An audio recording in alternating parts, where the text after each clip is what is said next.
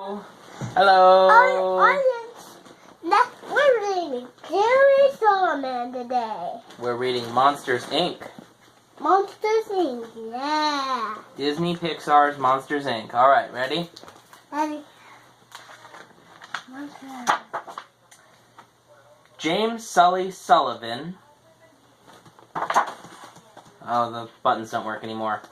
And his assistant, Mike Wazowski, got ready for another day at the office, scaring children. Sully was the top scarer at Monsters, Inc. and admired by almost everyone. It was tough work being a scarer.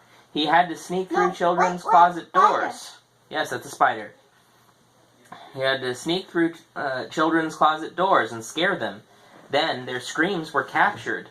The captured screams were then used as an energy source to power the city of Monstropolis. But kids were getting... Jackson, you need to move your hand. But kids were getting harder to scare, and the city was in an energy crisis. As usual, Sully and Mike worked as fast as they could. A giant conveyor belt brought children's closed doors to the scarers' scare stations. Mike readied each door, and Sully sprang through and frightened the child. And the scream was captured. Pure energy. Then Sully carefully sneaked back to the scare floor without touching anything in the child's room. Monsters believed that children were very, very toxic and extremely dangerous. Then the workday was over. Everyone congratulated Sully for scaring up the most screams. Everyone, that is, except the slithering Randall, who vowed someday to take over as the top scarer. After their shift, Mike and Sully started home, but Sully had to return to the scare floor to do a favor for Mike.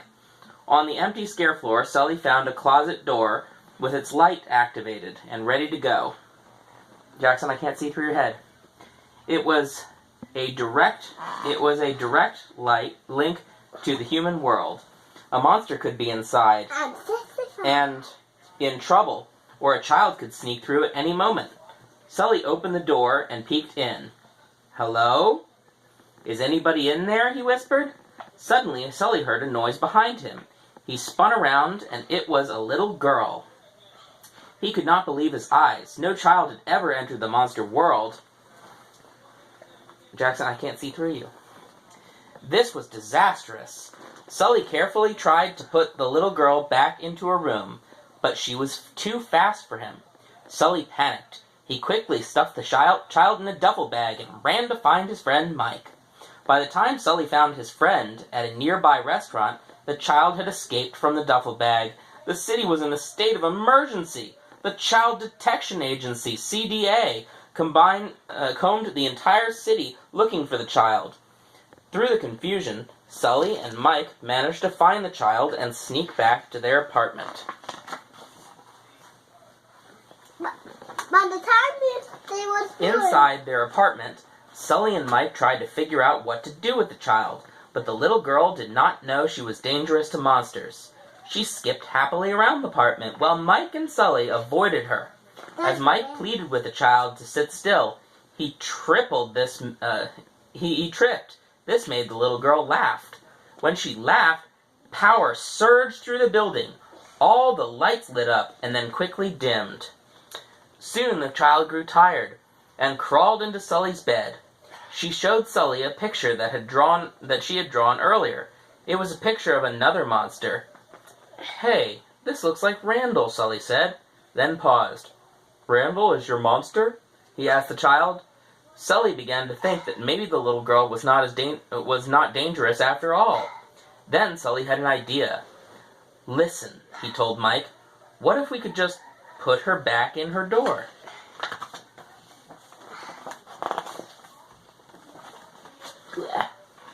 Excuse me, I can't see. The next morning, Sully and Mike disguised the child in a monster costume and walked her back to Monsters, Inc. Mike didn't like Sully's plan one bit. "Don't panic," Sully told his friend. "Just stay calm." "Boo," said the child. Mike jumped, still convinced the child was dangerous. Once inside, they saw it was not going to be easy getting the child back home. Monsters, Inc. was now swarming with CDA agents. No one noticed Sully. and Mike as they sneaked the child back into the scare floor. Even their boss, Water Noose, was fooled by the child's disguise. Mike swiped a door key and to bring the door from the vault. The vault was in an enormous warehouse where doors passed along on a conveyor belt. Each door led to a different child's bedroom. All around the world, a door landed in the door station. "Mike, this isn't Boo's door," Sully said firmly. Mike was shocked. "Boo?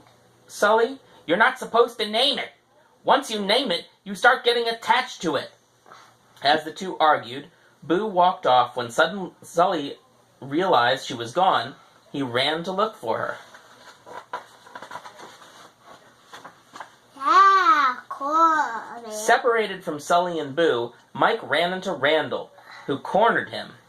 I think I know how to make this all go away," Randall hissed. He told Mike his plan to get Boo back home. Afterwards, Mike caught up with Sully, who had found Boo. Mike brought them to a simulator room. Boo's door was in its slot and ready, just like Randall had said. Sully thought it looked like a trick, but Mike insisted there was nothing to worry about. "Jackson, leave it alone." To prove it, he walked into Boo's room and jumped on the bed. Instantly, a plastic box was thrown over him. Mike was trapped. Sully protected Boo and hid under a desk. He could not believe his eyes. Randall emerged with the box. The slithering serpent left carrying Mike in the box.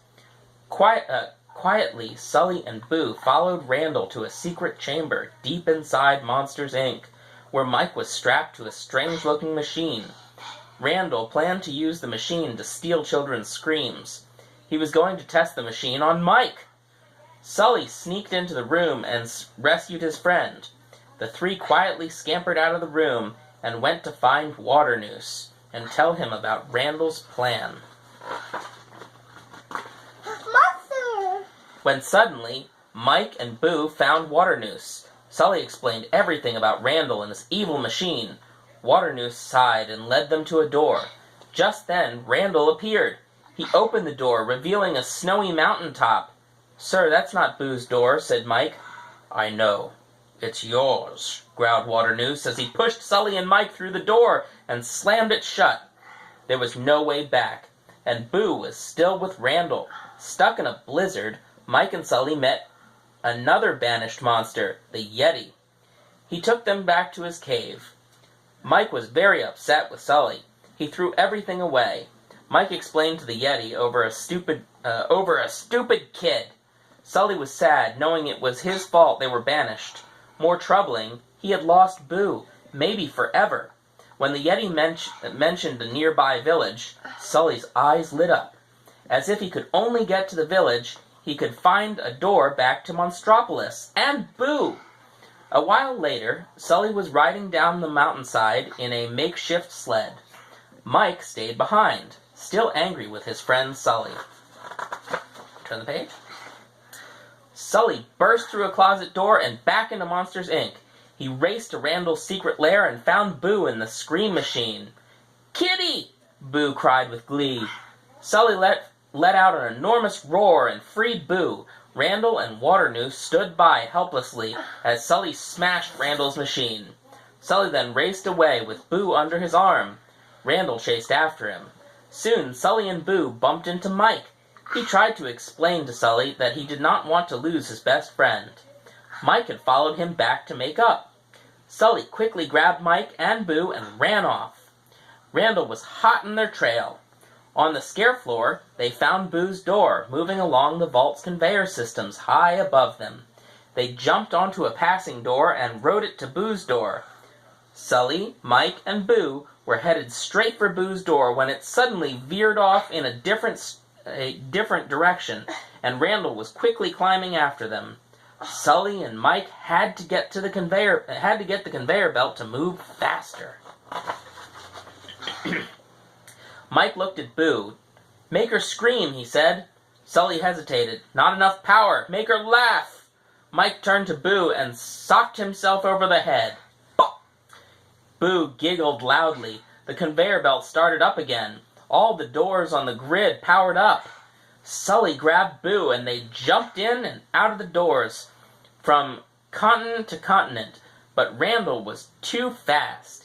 He snatched Boo from Sully's arms. Sully and Randall struggled when Boo distracted Randall. She overcame her fears to help her friend. Sully grabbed Randall and tossed him through a door, and slamming the door shut. Randall was gone. But they were not out of trouble yet. Waternoose took control of the conveyor belt and lowered them down to the scare floor. Mike distracted the CDA agents while Sully ran off with Boo. Sully headed straight for the simulator room where he inserted Boo's door. The door powered up, and Sully ran inside with Boo. He was tucking her into bed when Waternoose burst through the door. Sully pleaded with his boss to leave her alone. "I can't do that, James. She's seen too much," growled Waternoose. "Jackson, I can't see, honey." He explained the rest of his plan, how scares like Sully were not enough anymore. Now he had to steal screams, even if it meant bringing kids into Monstropolis. Just then, the lights went up. It was a trap! The CDA agents rushed into the room. They had heard everything. Waternoose was immediately arrested. Finally out of trouble, Sully was heartbroken knowing that he had to send Boo back home. Sully said goodbye to his new friend, then watched as the CDA agents shredded her door. He knew he would never see Boo again. Months later, Sully stood on the new laugh floor of Monsters, Inc. He was now president. Jackson, don't do that. That's gross. He was now president of Monsters, Inc., and business was booming. During Mike and Sully's adventure with Boo, they discovered that capturing a child's laughter produced more energy than a child's scream ever could. But Sully was sad. He missed his friend Boo. No matter how successful Monsters, Inc. became, he still felt he was missing something. One afternoon, Mike walked up to Sully and told him he had a surprise for him. Sully closed his eyes, and Mike led him into a simulator room. Jackson, leave it alone. Ta-da! Mike shouted as Sully opened his eyes. It was Boo's door! Mike had put it back together, piece by shredded piece. Sully was speechless. Mike watched as Sully put in the final piece of Boo's shredded door. The door instantly powered up. Sully slowly opened the door and peeked his head in. "Boo?" he whispered. "Boo!" a voice called back.